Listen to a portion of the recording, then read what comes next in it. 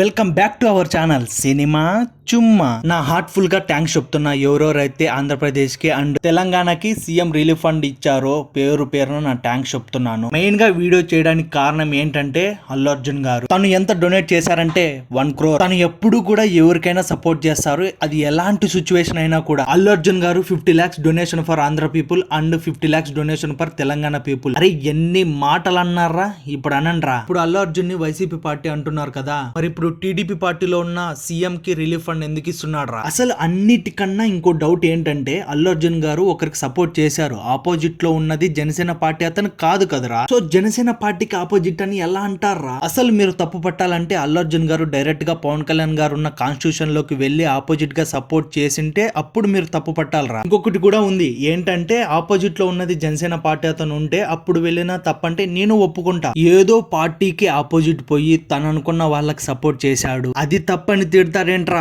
బాబు. ఎవరెవరైతే తనని అంటున్నారో వాళ్ళకి 80% పీపుల్ కి ఆపోజిట్ లో ఉన్న ఎమ్మెల్యే నేమ్ కూడా తెలియదురా. ఆ ఎమ్మెల్యే ఎవరో కూడా తెలియదురా స్వామి. నిజంగా చాలా మందికి ఎవరో కూడా తెలియదు. తను ఇదంతా ఇలా ఉంటే తను ఎక్కడా కూడా పార్టీ నేమ్ చెప్పి ఓటు వేయండి అని చెప్పలేదు, తనకి సపోర్ట్ చెయ్యండి అన్నారంతే. కొంతమంది అంటుంటారు జనసేన పార్టీకి ఆపోజిట్ పోయారంట అల్లు అర్జున్ గారు అని భజన చేస్తూ ఉంటారు. అసలు పవన్ కళ్యాణ్ గారికి కానీ జనసేన పార్టీకి కానీ ఆపోజిట్ వెళ్ళలేదు. నేను చెప్తున్నా 99% ఆపోజిట్ లో జనసేన పార్టీ అతను ఉంటే 99 కాదు 100% చెప్తున్నా అల్లు అర్జున్ అనే వ్యక్తి తన క్యాంపెయిన్ కి వెళ్లేవాడే కాదు. Note this point. ఇప్పటికన్నా మారండ్రా, మంచి యాక్టర్ ని నెగిటివ్ చేయకండ్రా ప్లీజ్. ఒకరికి సపోర్ట్ చేయకపోయినా పర్లేదు కానీ నెగిటివ్ చేయకండ్రా. నేను మీకు చెప్పింది నచ్చితేనే లైక్ చేయండి, మన ఛానల్ ని సబ్స్క్రైబ్ చేసుకోండి. That's it guys.